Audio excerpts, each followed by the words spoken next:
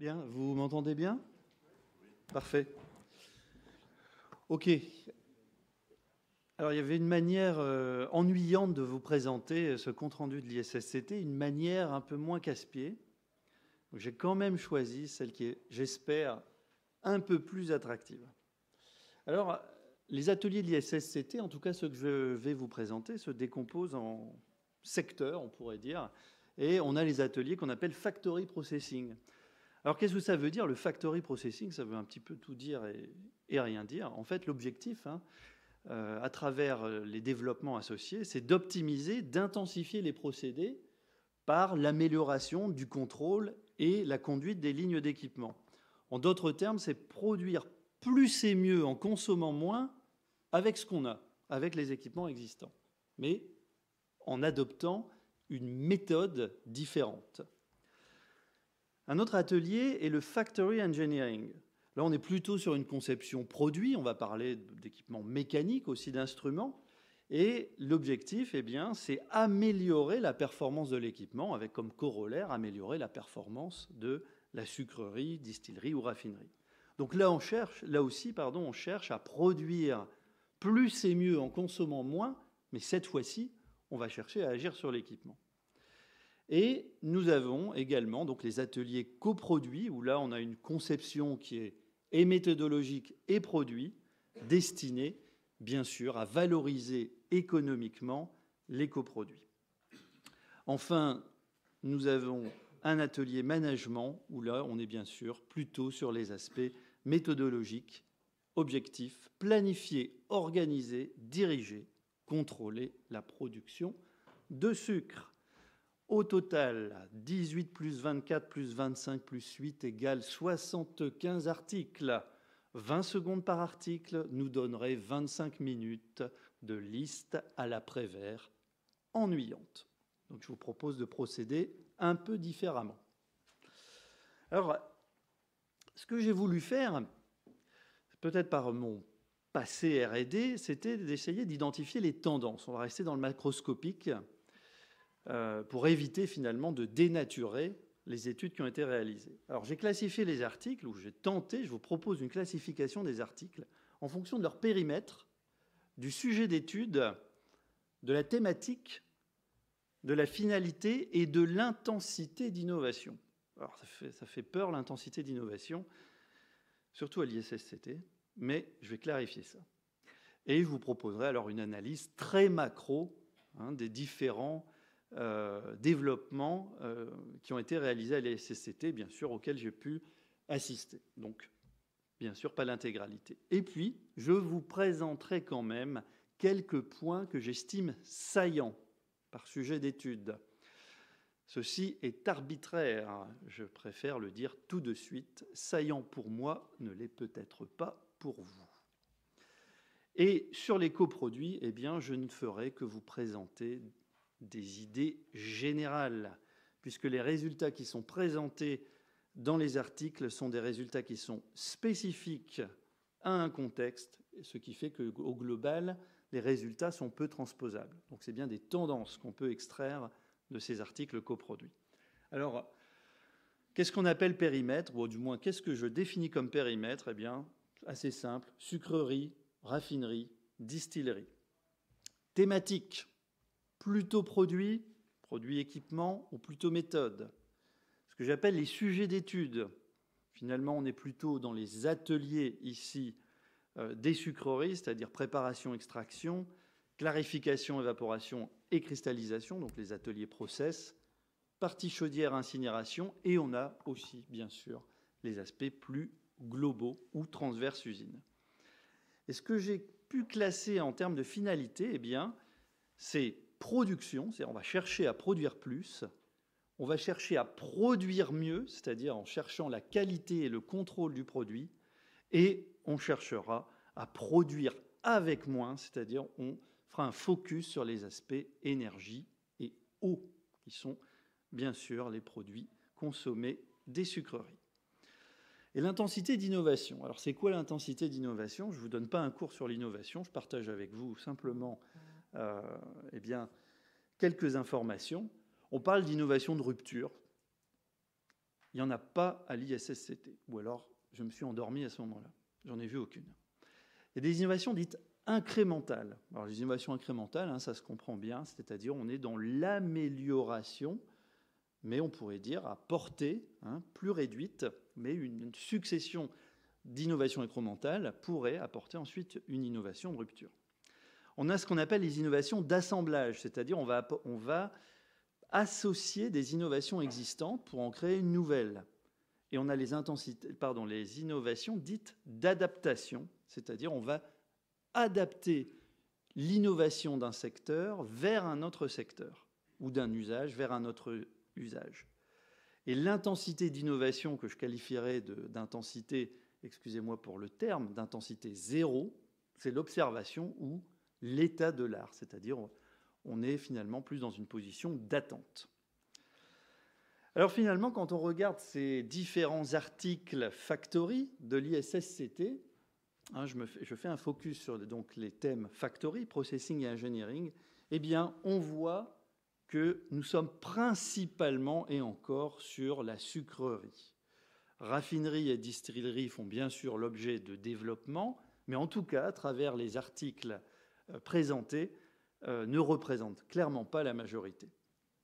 Sur les sujets d'études, eh bien, on a finalement un relatif équilibre entre les ateliers de préparation et d'extraction, les ateliers process, et on le voit aussi, l'étude transversale de l'usine. C'est un élément bien sûr important, la tendance n'est pas nouvelle, elle se confirme, c'est-à-dire qu'on adopte une approche dite plus systémique ou plus globale.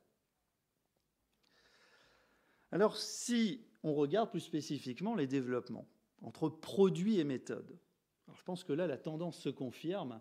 On est plutôt dans le développement méthodologique. C'est-à-dire qu'en d'autres termes, on va chercher davantage à utiliser les technos existantes, mais à les utiliser mieux qu'à en développer de nouvelles.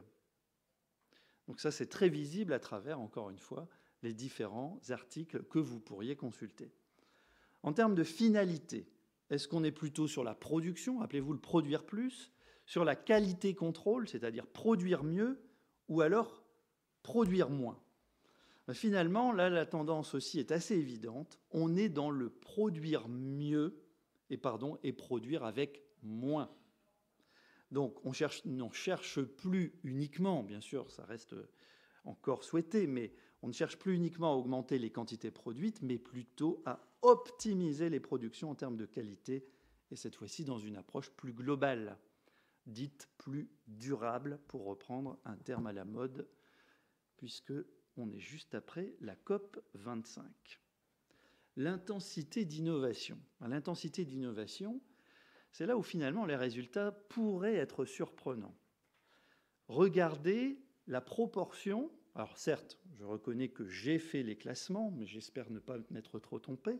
Regardez finalement où se trouve l'intensité d'innovation principale. Elle est dans l'observation ou l'état de l'art. Aujourd'hui, eh bien, en tout cas, si on considère que l'ISSCT reflète les développements en cours, on est plutôt dans une phase d'observation ou éventuellement de consolidation. Intensité de rupture ou incrémentale, bien sûr, beaucoup moins. Et finalement, on va rester sur des innovations dites d'assemblage ou d'adaptation, si vous avez bien retenu ce que ça signifiait.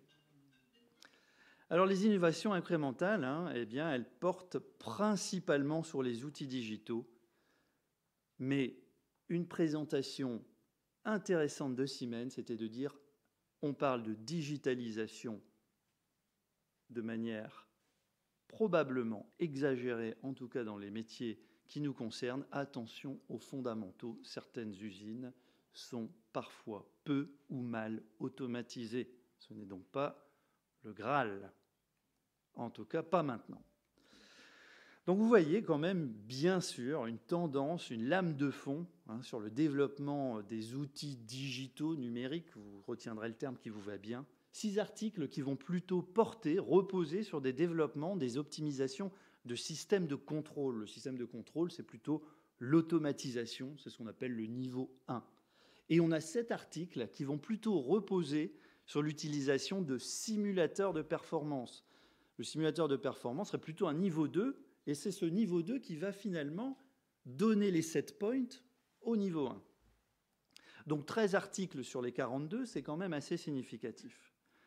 Alors, c'est un petit peu ma vision, mais finalement, à vitesse peut-être un peu réduite, eh bien, on passe de process engineering à ce qu'on appelle une ingénierie système. C'est le process system engineering, c'est-à-dire on va utiliser, ou en tout cas, on cherche quand même à utiliser de manière plus systématique des logiciels, des simulateurs pour assister à la production. Régis, je pense qu'on rencontrerait les mêmes tendances sur les secteurs que tu présentais. Donc on modélise, on simule, on contrôle, et finalement, eh bien, on cherche à créer des outils d'aide à la décision en termes de design ou de conduite de process. C'est particulièrement vrai, bien sûr, quand l'industrie est peu rentable. Alors quand même quelques points saillants par sujet d'étude. Désolé pour ces choix arbitraires. Certains auraient probablement mérité un point d'arrêt également. Alors, un atelier est encore bien étudié. Il s'agit de l'atelier de broyage. Alors, sur les aspects préparation-extraction, j'ai retenu une étude par le Vasandanda Sugar Institute, donc des Indiens, eh bien, sur les performances comparées entre une opération de moulin à basse vitesse et haute vitesse. Alors, c'est un petit peu le serpent de mer, même chez FIFCAI, vous avez finalement les deux partisans. Mais là, à travers une étude comparée, certes, à contextualiser, eh bien, le souhait, ou plutôt le choix de travailler à basse vitesse de rotation sur les moulins semble donner des résultats intéressants, aussi bien en termes de pôle bagasse que d'extraction, et j'ai oublié de le rajouter, qu'en termes énergétiques. Comme d'habitude, étude à contextualiser, et nos amis indiens n'ont pas tout précisé dans cette étude. Un point que je trouve très intéressant, à titre professionnel, bien sûr, je pense que les développements qui sont réalisés actuellement sur les cylindres perforés, la technologie, elle date des années 80, est particulièrement intéressante. Et ici, ce sont des développements de Fundiciones Universo, eh bien, qui ont montré qu'avec l'utilisation d'embouts filtrants, alors vous les avez vus au tout début de la vidéo, on les voit ici un petit peu, eh bien, on arrive à augmenter très significativement l'efficacité de drainage de ces cylindres perforés. Alors, ces cylindres perforés, encore une fois, ils ont une trentaine d'années, mais aujourd'hui, l'objectif, c'est de ne pas boucher les perforations des cylindres, et bien sûr, de garantir la tenue mécanique des cylindres. Eh bien, les conceptions en embout à petit orifice semblent, dixit Fundiciones Universo, donner d'excellents résultats avec un maintien de la qualité ou de l'intensité de drainage, donc un maintien pendant l'opération des moulins. Donc, un point, je pense, intéressant à souligner. Également, innovation incrémentale, dirais-je, mais à étudier, à regarder, c'est le développement d'un nouvel accouplement par M. Matošević, ex-CMD, je me permets de le citer directement, mais cet accouplement moulin réducteur plus compact, donc de longueur divisée par 2, plus léger, moins 20% pour un même couple transmis, qui fonctionne à 100% dans les deux sens de rotation, me semble être une innovation intéressante. Pour ceux qui n'avaient ou ne juraient que par les accouplements à élingue, ça peut être intéressant. Résultat très encourageant en Indonésie, mais ce monsieur Matošević a certainement besoin de nouveaux clients. Sur les aspects, je ne fais pas sa promotion, je vous rassure, hein, j'arrive tout à fait blanc. Moi, je suis FIFCAI, pas CMD ou autre. Donc, sur les aspects cristallisation, clarification, donc atelier process, on a toujours des présentations. Alors, j'essaye de masquer ma relative déception sur ces cuites verticales mécaniquement agitées présentées par Spray, EaseJack, ou il y en a d'autres, même en Europe.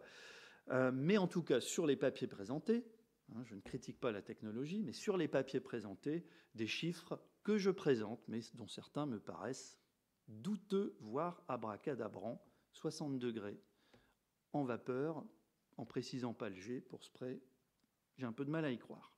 CV, 25 à 30%, on peut écrire 15 aussi, ça coûte pas cher. Et puis, les promesses n'engageront que certains d'entre vous. Donc finalement, assez peu d'éléments intéressants sur ces aspects process. Encore une fois, on est plutôt dans une phase d'observation, d'éventuelle consolidation. Un point qui n'était pas inintéressant, hein, il y avait une étude réalisée par M. Broadfoot, un des derniers grands noms de la cristallisation, qui montrait que les malaxeurs refroidisseurs à tube fixe étaient la technologie la plus efficace. Alors, là, si on n'est pas vraiment sur l'équipement, rappelez-vous, je vous parlais d'équipement ou de méthode. Alors là, quand on parle d'adjuvants ou de produits chimiques, hein, pour moi, je mettrais un peu plus ça dans les aspects méthode. Eh bien, on a des études qui sont intéressantes et qui montrent qu'on peut réduire donc les pertes en sucre à travers l'utilisation notamment de permanganate. Je resterai très prudent parce que je n'ai pas les connaissances qui me permettraient de critiquer les résultats. Et également, l'utilisation ou l'injection continue d'enzymes permettrait également des augmentations de récupération SJM, sucre jumelase, atteignant jusque 1,5%. Ça me paraît intéressant, en tout cas, de suivre ces développements. Sur les aspects chaudière, incinération, là on commence à avoir des technologies qui sont de plus en plus matures. Hein. Aujourd'hui, les incinérateurs à vinasse en termes de corrosion, d'encrassement, eh bien, semblent donner des résultats tout à fait satisfaisants. Et aujourd'hui, eh bien, on peut utiliser ces incinérateurs à vinasse en combinant eh bien, bagasse, environ 30%, et vinasse. Alors rappelez-vous, hein, la vinasse toute seule n'entretient pas sa combustion et en plus a un pouvoir calorifique assez faible. Hein, donc d'où la nécessité de travailler avec des combustibles supports. Desmet, il me semble les avoir vus. Alors, je ne travaille pas pour vous, mais j'ai bien aimé ce que vous avez présenté. Et c'est pour ça que je me permets de le présenter. Votre approche, vous insistez sur ce qu'on appelle une approche intégrée, c'est-à-dire une approche globale. Et vous avez présenté un outil de prédiction de performance sucre, énergie et fluent, avec évaluation des CAPEX et OPEX pour sucrerie et raffinerie, et intégrant notamment un développement d'un modèle de clairissage pour définir plus précisément les qualités de sucre.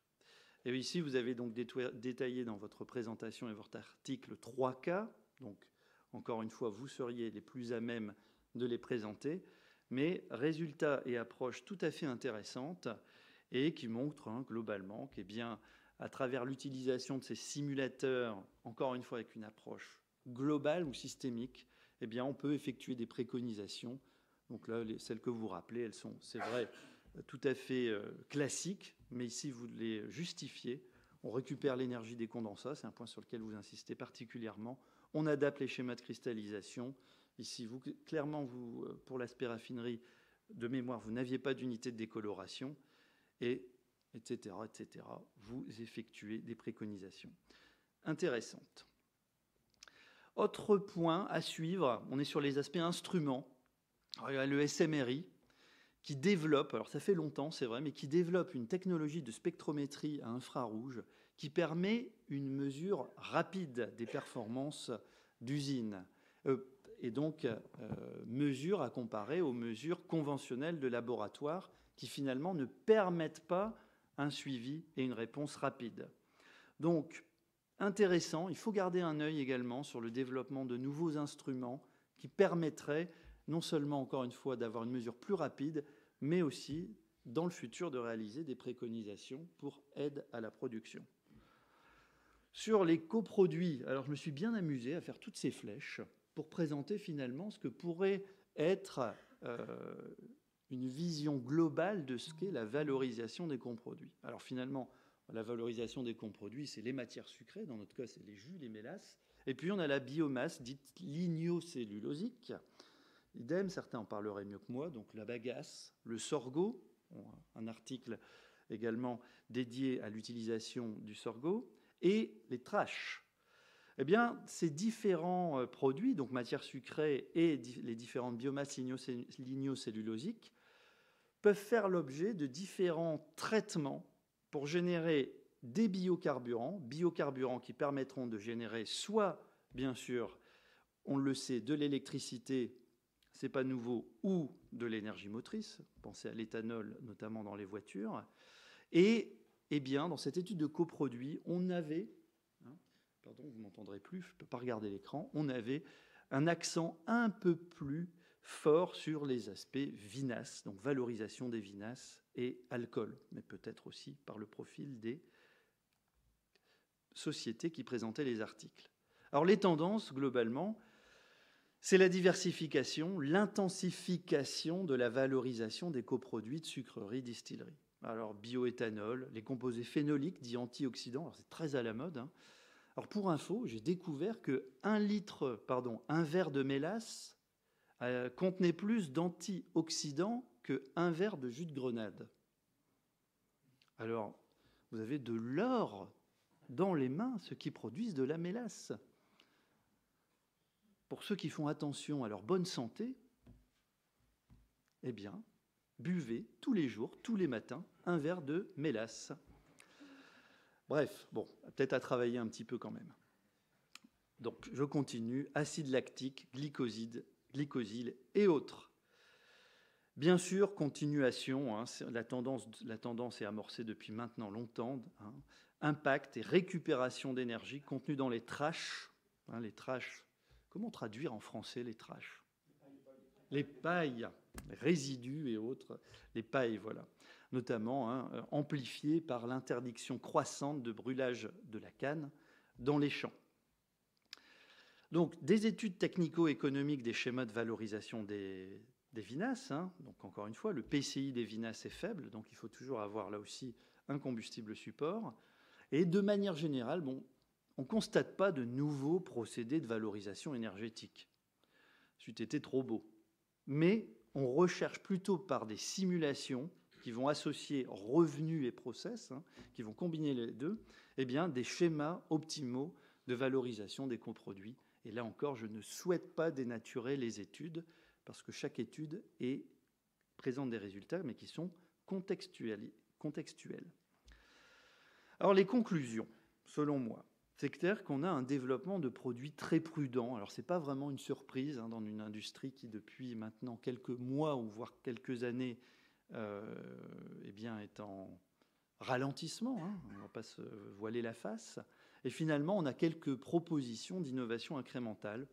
Et peut-être est-ce un hasard, mais ici à l'ISSCT, sur l'atelier de broyage principalement, où notamment on cherche à réduire les consos électriques.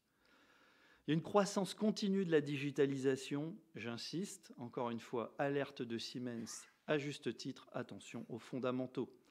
Mais on s'aperçoit que l'utilisation de simulateurs est de plus en plus systématique et finalement accompagne la plupart des développements.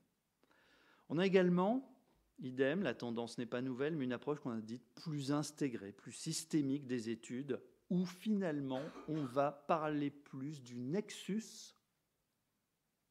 Il n'y en a pas beaucoup qui savent ce qu'est le nexus. Le nexus, c'est le triptyque, si vous préférez, sucre, énergie, eau, très à la mode dans beaucoup d'autres industries agro, encore un peu timide dans l'industrie du sucre. Mais finalement, ça c'est mon commentaire, je pense qu'il y a encore peu d'approche environnementale globale. C'est-à-dire que quand on décide d'avoir une approche environnementale, il faut bien sûr partir de la terre, du produit, donc de l'agro, jusque finalement le produit dans son emballage. Donc cette approche qu'on appelle ACV, analyse cycle de vie, en tout cas ne semble pas très présente, à minima, dans ce congrès ISSCT. Bien sûr, la préoccupation de consommer moins ou de diminuer les émissions polluantes et bien visible. Voilà, merci à vous.